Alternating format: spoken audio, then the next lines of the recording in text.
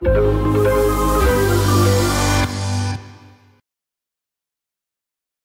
investisseur averti le sait, les réunions mensuelles des grandes banques centrales sont un rendez-vous essentiel de la vie des marchés. C'est en effet le moment où celles-ci fixent le niveau de leur taux directeur. Que ce soit pour contenir l'inflation ou stimuler une économie en panne, ces taux influenceront l'activité économique dans leur ensemble.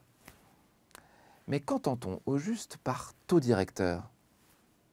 Comme la Fed, le Conseil des gouverneurs de la BCE a la main sur 3 taux d'intérêt.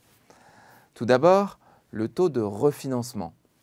Pour la BCE, on parle de taux refi, alors que pour la Fed, on parlera de taux repo.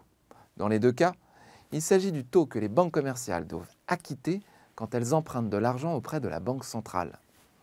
Ce taux a une influence importante sur les taux longs fixés par les marchés. Ensuite, le deuxième taux d'intérêt directeur est le taux de la facilité de prêt marginale.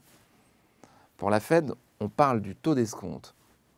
Il s'agit du taux que les banques doivent payer auprès de la Banque centrale quand elles empruntent au jour le jour pour une durée de 24 heures.